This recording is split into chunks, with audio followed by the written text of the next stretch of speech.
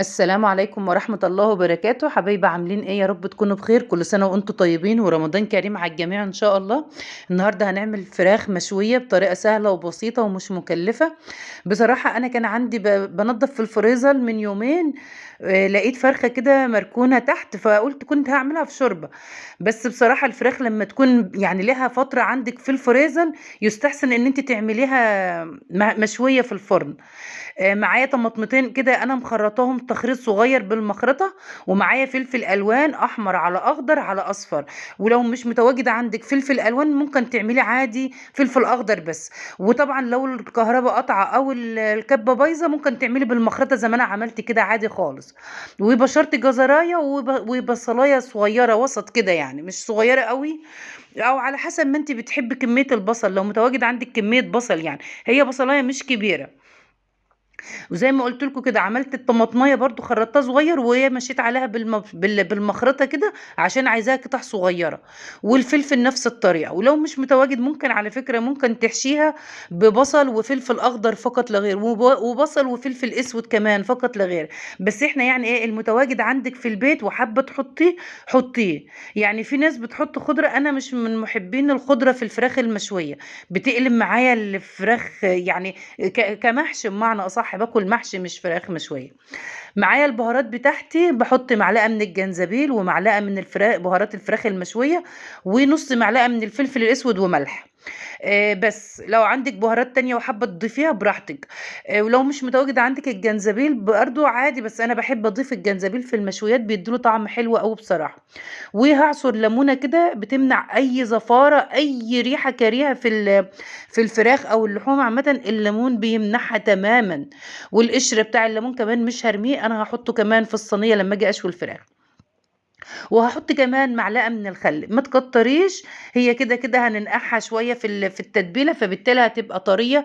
وخصوصًا أنا كمان كنت ناقعاها ليّا فترة كمان، يعني كان لها ساقعة كده منقوعة في مَيّة بدقيق وليمون وخل. وحطيت معلقة من الزيت، لو مش متواجد زيت أو أي زيت ممكن تحطيه، ممكن تحطي معلقة من الزبدة بس تكون سايحة، وتلخبطي الخليط زي ما أنتِ شايفة مع بعضه كده.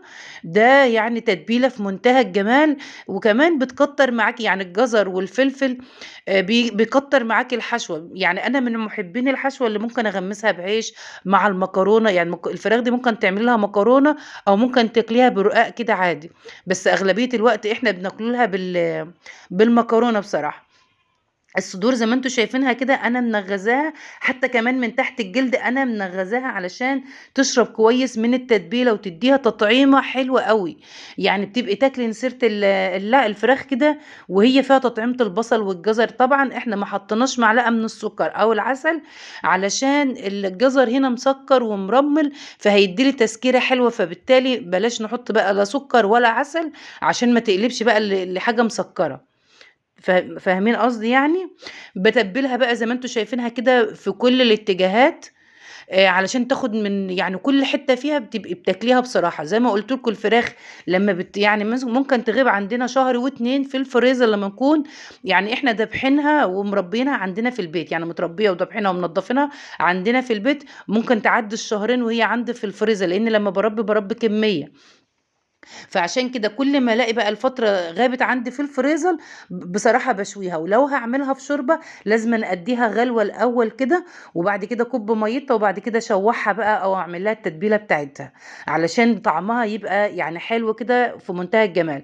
خصوصًا بقى إحنا صايمين، فقُلت بصراحة أنا ما عملتش فراخ مشوية من زمان، والأولاد أصلًا حبّوا. يعني أنا كنت عاملة رُز وعاملة جايبة لبن إن أنا هادِس رُز.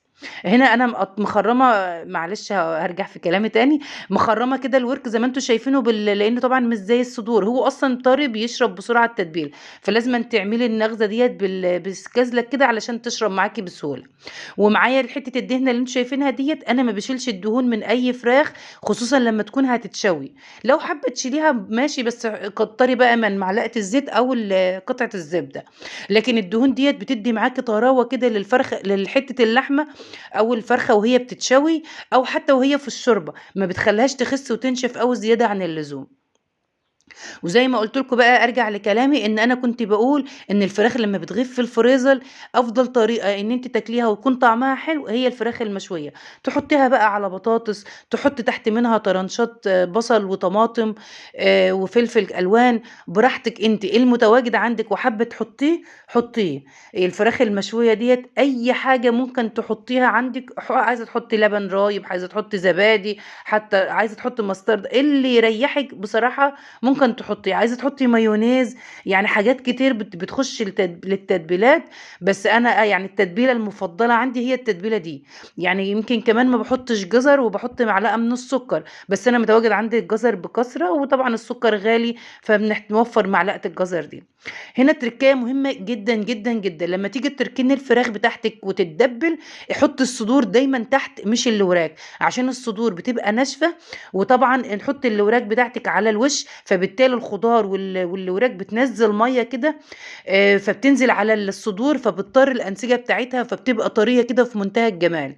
يعني تركاية كنت حابة أنبّه بيها، إن دايمًا حُطّي دايمًا الصدر يكون تحت، وما تدبّليش وتحُطّي في الصينية وتركني في الصينية، خلّيها دايمًا في طبق كده علشان يعني إيه، تبقى كُلّه على بعضه كده وتبقى متدبّلة وطعمها حلو وياخد من بعضه. فاهمين قصدي يعني إيه؟ طبعًا التتبيلة دي يا سلام لو هي من بالليل، يعني بصراحة إحنا كنا أول يوم رمضان وكنت عاملاها الضهر، أنا كنت مطلّعة الفرخة ساعة السحور و وسِبتها كده لمّا فكِّت للصبح.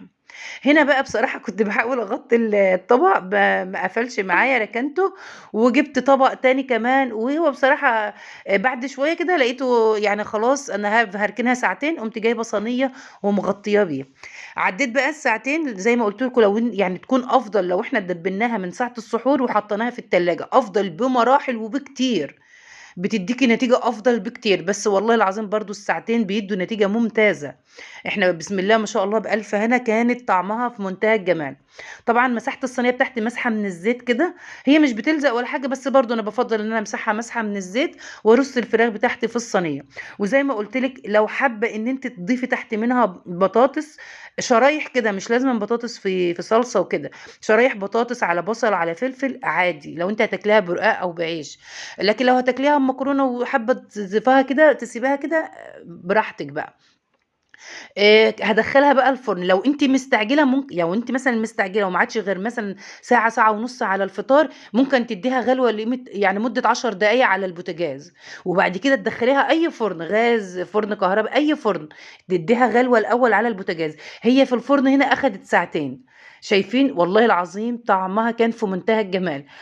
كنت باحاول أمسك بصراحة الكازلك والشوكة، مش متعودة على كده. شايفين طيبة ومستوية وبألف هنا، يعني بسم الله ما شاء الله كان طعمها جميل جدًا، عملت بقى زي ما قُلت لكم جنبها رز، لإن أنا كنت أصلًا ناوية أعملها في شوربة، وكنت عاملة شوية بسلة على أساس إن يعني هي رز وشوربة وطبيخ، قضّيناها كده بقى، كل سنة وأنتم طيبين، وده كان فيديو النهارده، والسلام عليكم ورحمة الله وبركاته.